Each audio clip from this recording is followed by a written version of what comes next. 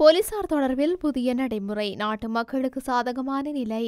தேர்தல் குறித்து நாடாளுமன்ற உறுப்பினர்களின் விருப்பம். கிரிப்டோ நாணய பயன்பாட்டில் ஆபத்து. மத்திய வங்கியின் ஆளுநர் அறிவிப்பு. சூடுபிடிக்கும் ஜனாதிபதி தேர்தல். லட்சக்கணக்கில் அதிகரித்துள்ள புதிய வாக்காளர்கள். அரசாங்கம் வழங்கிய சகல மதுபான அனுமதி பத்திரங்கள் ரத்து செய்யப்படும். சஜித் பிரேமதாச. ஜனாதிபதியின் செயலாளருக்கு பறந்த கடிதம். அரசாங்கம் விடுத்துள்ள அவசர பணிப்புரை. அனுரவை சந்தித்த ஐநா வதிவிட ஒருங்கிணைப்பாளர். ஜனாதிபதி தேர்தல் கட்சி தாவல் தொடர்பில் ரகசிய கலந்துரையாடல். வாக்குமூலத்தை பதிவு செய்வதற்காக ஒருவர் போலீசாருக்கு அழைக்கப்படும் போது அந்த நபர் கேள்வி எழுப்பினால் அழைப்பிற்கான காரணத்தை உரிய தரப்பினருக்கு அறிவிக்க வேண்டும் என அறிவிக்கப்பட்டுள்ளது. அது தொடர்பான சுற்றறிக்கை வெளியிட்டுள்ளதாக போலீஸ் மா அதிபர் நேற்று உயர் நீதிமன்றத்திற்கு அறிவித்துள்ளார். சமூக ஊடகங்களில் வெளியிடப்பட்ட தகவல்கள் தொடர்பில் வாக்குமூலம் வழங்குமாறு குற்றப்புலனாய்வு திணைக்களத்தின் கணனி புலனாய்வு பிரிவினரால் விடுவிக்கப்பட்ட அறிவுறுத்தல்களுக்கு எதிராக எரிசக்தி துறையினரின் நிபுணரான விதுல ரலபாவினால் அடிப்படை உரிமை மனு தாக்கல் செய்யப்பட்டது. இந்த மனு மூவரடங்கிய நீதிபதிகள் முன்னிலையில் விசாரணைக்கு எடுத்துக் கொள்ளப்பட்டது. விஜித் மலஹொட, ஜிரான் குணரத்ன மற்றும் அர்ஜுன் ஒபசேகரா ஆகியோர் அடங்கிய உயர் நீதிமன்ற அமர்வு நேற்று போலீஸ் மா அதிபர் சார்பில் ஆஜரான சிரேஷ்ட சட்டத்தரணி சமிந்த விக்ரம இந்த அறிவிப்பை விடுத்துள்ளார். அதற்கமைய ஜூன் 24 மனுவை திரும்ப பெற உத்தரவிட்ட நீதிபதி அன்றைய தினம் இந்த நடவடிக்கைகளின் முன்னேற்றம் குறித்து கட்சியினருக்கு தெரிவித்ததாக உத்தரவிட்டுகின்றார். ஜனாதிபதி தேர்தலுக்கு முன்னதாக பொது தேர்தல் நடத்தப்பட வேண்டும் என பெரும்பான்மையான நாடாளுமன்ற உறுப்பினர்கள் விரும்புவதாக தெரிவிக்கப்படுகின்றது. எதிர்வரும் செப்டம்பர் மாதம் 17 தொடக்கம் அக்டோபர் மாதம் 16 ஜனாதிபதி தேர்தல் நடத்தப்பட வேண்டியது அவசியமானது என தேர்தல் ஆணைக்குழு அதிகாரப்பூர்வமாக அறிவித்தது. இவ்வாறான ஓர் பின்னணியில் ஆளும் மற்றும் எதிர்க்கட்சிகளை பிரதிநிதித்துவம் செய்யும் ஒரு தொகுதி நாடாளுமன்ற உறுப்பினர்கள் முதலில் நாடாளுமன்ற தேர்தலை நடத்துமாறு கோரி வருகின்றனர் என தெரிவிக்கப்படுகின்றது. எவ்வாறெனினும் ஜனாதிபதி ரணில் விக்ரமசிங்க முதலில் ஜனாதிபதி தேர்தலை நடத்தும் முனைப்புகளில் ஈடுபட்டு வருவதாக தெரிவிக்கப்படுகின்றது. ஜனாதிபதி நாடாளுமன்ற கலைக்கும் சாத்தியங்கள் மிக குறைவு என சுட்டிக்காட்டப்பட்டுள்ளது. இலங்கையில் கிரிப்டோ கரன்சி எனப்படும் டிஜிட்டல் நாணய அலகு சட்ட ரீதியானது அல்ல என அறிவிக்கப்பட்டுள்ளது. இலங்கை மத்திய வங்கியின் ஆளுநர் கலாநிதி நலந்தலால் வீரசிங்க இந்த விடயத்தை அறிவித்துள்ளார்.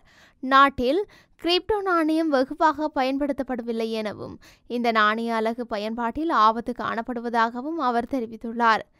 கிரிப்டோ நாணயங்களில் முதலீடு செய்த சிலர் நட்டமடைந்துள்ளதாகவும் இவ்வாறான முதலீடுகளின் மூலம் சிலர் ஏமாற்றப்பட்டுள்ளதாகவும் அவர் சுட்டிக்காட்டியுள்ளார். எனவே இலங்கையில் கிரிப்டோ நாணய அலகினை பயன்படுத்துவது குறித்து மத்திய வங்கி தொடர்ந்தும் ஆராய்ந்து வருவதாக ஆளுநர் நந்தலால் வீரசிங்க தெரிவித்துள்ளார். 18 வயதை பூர்த்தி செய்த 10 லட்சம் புதிய வாக்காளர்கள் ஜனாதிபதி தேர்தலில் வாக்களிக்க தகுதி பெற்றிருப்பதாக தேர்தல்கள் ஆணைக்குழு தெரிவித்துள்ளது. இதேவேளை 2024 ஆண்டிற்கான ஜனாதிபதி தேர்தலில் சுமார் 1,70,00,000 வாக்காளர்கள் வாக்களிக்க தகுதி பெற்றிருப்பதாக அந்த ஆணைக்குழு தெரிவித்துள்ளது. இந்த நிலையில் ஜனாதிபதி தேர்தலுக்கு 1000 கோடி ரூபாய் நிதி ஒதுக்கப்பட்டுள்ளதாகவும் தேர்தல்கள் ஆணைக்குழு தெரிவித்துள்ளது. மேலும் ஜனாதிபதி தேர்தலை நடத்துவதற்கான அடிப்படை ஏற்பாடுகள் நிறைவடைந்துள்ளதாகவும் தெரிவிக்கப்பட்டுள்ளது.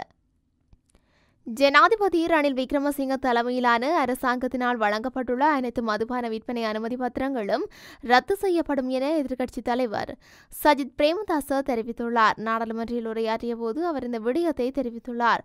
தாம் ஜனாதிபதியாக பதவி ஏற்றுக்கொண்டதன் பின்னர் இந்த அனைத்து அனுமதி பத்திரங்களும் ரத்தாகும் என அவர் குறிப்பிட்டுள்ளார். இதன்போது ஆளும் கட்சி எதிர்க்கட்சி என்ற பேதம் பார்க்கப்பட்டது என அவர் குறிப்பிட்டுள்ளார். தற்போதைய அரசாங்கம் யார் யாருக்கு மதுபான அனுமதி பத்திரங்களை வழங்கியது என்பது பற்றிய தகவல்கள் அம்பலப்படுத்தப்பட வேண்டும் என தெரிவித்துள்ளார். தேர்தல்கள் ஆணைக்குழு ஜனாதிபதியின் செயலாளர் சமன் ஏக்கநாயக்கவுக்கு கடிதம் மூலம் அபிவிருத்தி வேலைத்திட்டங்கள் குறித்து அறிவுறுத்தியுள்ளதாக தெரிவித்துள்ளது. இதனை தேர்தல்கள் ஆணைக்குழுவின் தலைவர் ரத்நாயக்க குறிப்பிட்டுள்ளார். மேலும் கூறுகையில், ஜனாதிபதி தேர்தலுக்கு முன்னதாக அரசாங்கத்தின் அபிவிருத்தி வேலைத்திட்டங்களை நிறைவு செய்யுமாறு அறிவுறுத்தப்பட்டுள்ளது. குறிப்பாக தேர்தல்கள் கண்காணிப்பு அமைப்பான பெப்ரல் அமைப்பினால் விடுக்கப்பட்டுள்ள வேண்டுகோள்கள் தொடர்பான அவதானம் செலுத்தப்பட்டுள்ளது என கூறியுள்ளார்.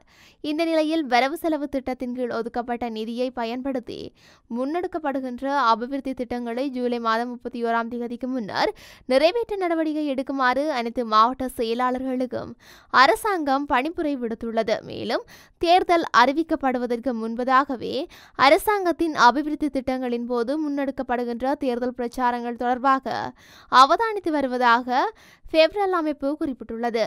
ஐக்கிய நாடுகள் சபையின் இலங்கைக்கான வதிவிட ஒருங்கிணைப்பாளர் மார்க் ஆண்டே பிரான்ச் அவர்களுக்கும் தேசிய மக்கள் சக்தியின் தலைவர் அனுரகுமார திசாநாயக்கவும் இடையிலான சந்திப்பொன்று இடம்பெற்றுள்ளது.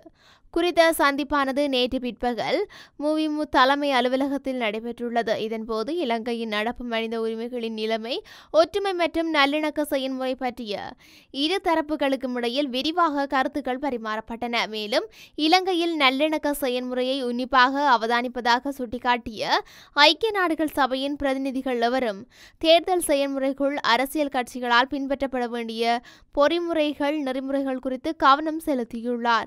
இந்த நிலையில் தமது அரசியல் கலாச்சாரமானது தொடக்கத்தில் இருந்தே ஒழுக்கநெறி கோவையை அடிப்படையாக கொண்டிருந்தன என்பதை வலியுறுத்திய தேசிய மக்கள் சக்தி ஐக்கிய நாடுகள் சபையின் பிரதிநிதிகளால் முன்மொழியப்பட்ட பிரேரணைகளுக்கு தமது முழு ஒத்துழைப்பையும் வழங்குவதாக தெரிவித்துள்ளது. இந்த சந்திப்பில் ஐக்கிய நாடுகள் சபையின் சமாதானம் மற்றும் அபிவிருத்திக்கான ஆலோசகர் பெட்ரிக் மெகார்த்திக், சமாதானம் மற்றும் அபிவிருத்திக்கான பகுப்பாய்வாளர் நெத்மினி மெதவல மற்றும் தேசிய மக்கள் சக்தியின் தேசிய நிறைவேற்று பேரவை உறுப்பினர் தோழர் விஜித ஹேரத்தும் கலந்து கொண்டிருந்தார். வெகு விரைவில் சஜித் அணியில் இருந்து 16 பேர் ரணிலுடன் இணைய போவதாக தென்னிலங்கை ஊடகங்கள் செய்தி வெளியிட்டுள்ளன. ஜனாதிபதி தேர்தல் நெருங்கி வரும் காலப்பகுதியில் கட்சி தாவல்கள் இடம்பெறுவதற்கு வாய்ப்புகள் இருப்பதாக முன்னதாகவே அரசியல் ஆய்வாளர்கள் எதிர்வு கூறியிருந்தனர்.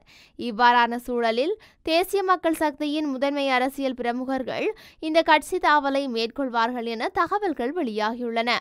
ஆனால் இந்த தகவல்கள் இன்னும் உத்தியோகபூர்வமாக அறிவிக்கப்பட்டு உறுதிப்படுத்தப்படவில்லை. இது தொடர்பான கலந்துரையாடல்கள் மிகவும் ரகசியமாக ரணிலின் நம்பிக்கைக்குரிய ஒருவரின் தலைமையில் இடம்பெறுவதாக தெரிவிக்கப்பட்டுள்ளது.